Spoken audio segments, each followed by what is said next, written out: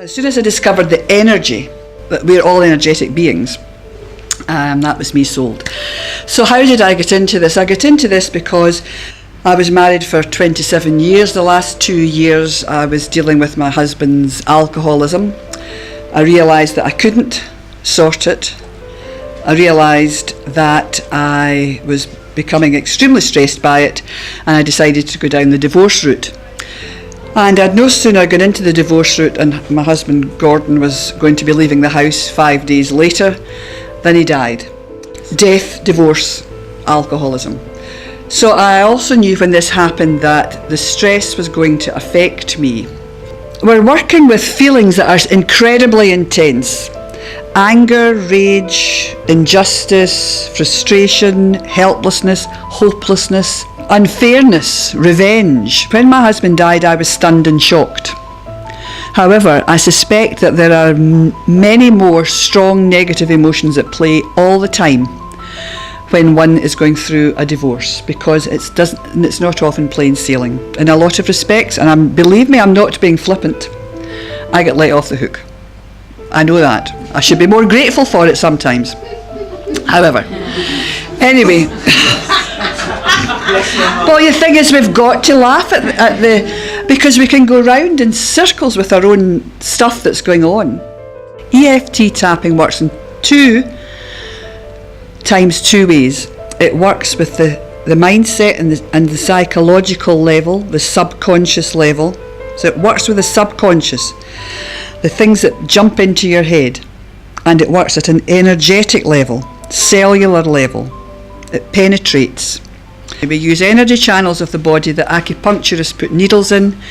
We use fingers. If you had to give your frustration or anger a colour, what might it be? Go with your first thought. Be as specific as you can, because it's your stuff. When I was learning this, all of a sudden my trainer said this. He said, he was watching us. "Susan, what are you holding on to that for?" He said, "Choose." And I'll tell you what I said. I thought, holy shit, that's easy. I can choose to actually do something about this. I could let some of it go. I don't need to hold on to it. Somebody said to me when I was just newly qualified, "Is it not just a quick fix?" And I thought, oh. Now I can understand that it is an excellent quick fix. When you're going somewhere and you're up here and you don't know whether you can be bothered going out the door without crying or going out the door without punching somebody's face in, whatever it is, these heightened emotions are very dangerous and they're extremely bad for you. 90% of emotional stress in the body results in the physical ailments that we have. And that's a fact. It's actually a little bit more. So this quick fix, when you're going through, for example, a divorce, when the emotions are so high, and the sadness and the fear and the not knowing, to feel that little bit better in 5 minutes is without doubt a possibility for you. You can think, oh goodness. I remember my now husband here with me was helping me put the banners up. But he can rub me up the wrong way. He was annoying me. And I went through and did some tapping. And the words that eventually came out after 2 or 3 minutes was, "Gosh, Susan, you've been a bit of a jackass." And I burst out laughing because I was. But it's the release from the stress that makes you realise that if you can lower your levels to deal with life, that's what you want to be able to do. And this is a taster of re-imprinting a message into your whole cellular body.